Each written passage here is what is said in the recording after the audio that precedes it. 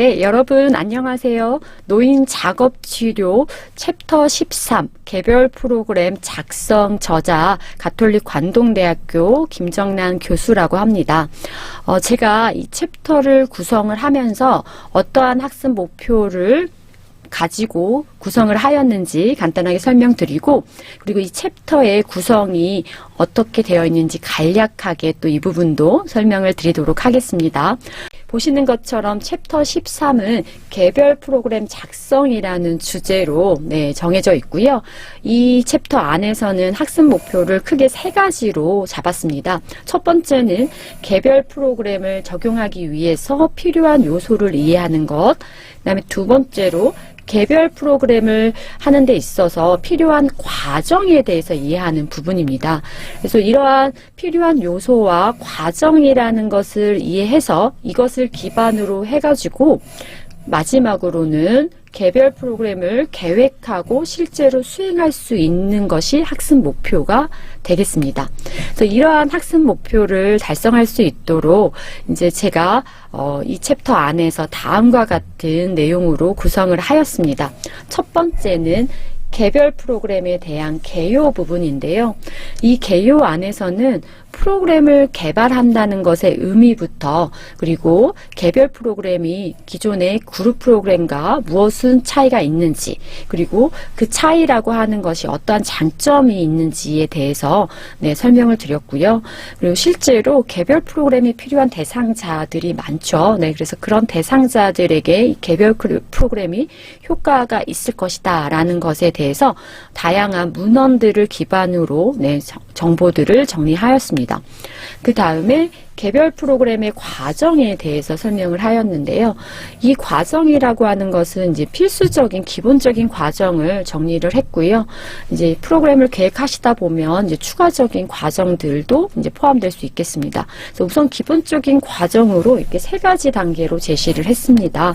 우선은 프로그램에 포함될 수 있는 활동을 선정하는 것, 그 다음에 실제 프로그램을 수행할 때 필요한 과정, 그리고 최종적으로 프로그램에 대해서 평가하는 부분들로 구성을 하였는데요. 첫 번째 프로그램 활동 선정에 있어서는 이제 대상자에 대해서 이제 여러 가지 정보들을 바탕으로 해서 프로그램 안의 활동이 어떤 것이 적합할지에 대해서 선정을 할 때 사용할 수 있는 도구들을 몇 가지 소개했습니다. 이 도구라고 하는 것은 이제 평가 도구를 의미하는 것이고, 이 평가 내용을 기반으로 해서 적정한 활동을 선정할 수 있겠습니다. 또한 활동에 대한 선정에 있어서 대상자의 분석 부분도 굉장히 중요한 부분인데요. 노인 작업 치료의 대상을 폭넓게 봤을 때 이 대상자 안에는 크게 세 구분으로 포함할 수 있을 것 같아요.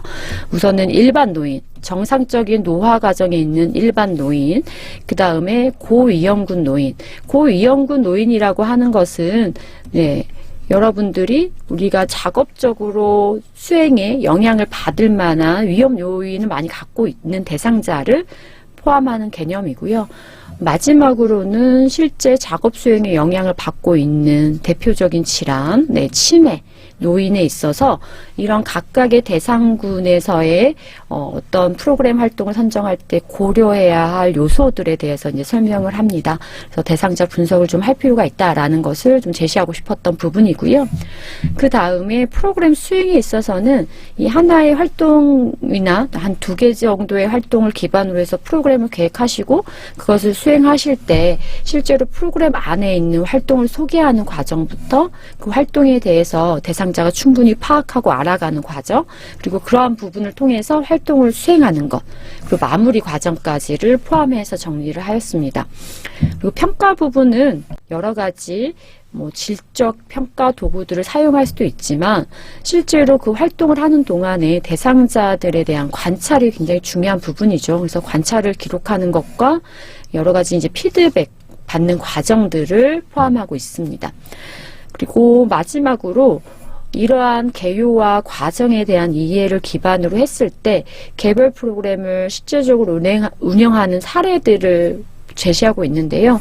크게 이제 세 파트를 소개하고 있습니다. 신체 활동, 현실 인식 훈련, 그리고 인지 중심의 중재들 안에서 소개를 하고 있는데요. 신체 활동의 경우에는 노인들 대상으로 할 수 있는 다양한 신체 활동을 활동 과제에서 제시하고 있고요. 현실 인식 훈련 또한 활동 과제들로 몇 가지를 제시하였습니다.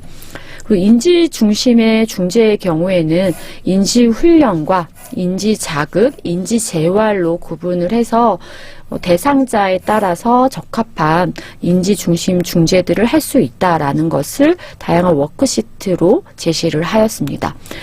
이러한 내용으로 구성을 하였고요. 이 챕터를 통해서 제가 제시했던 학습 목표들이 달성이 되고 더 확장돼서 여러분들이 개별 프로그램을 노인들을 대상으로 계획하고 수행하는 데 도움이 되시길 바랍니다.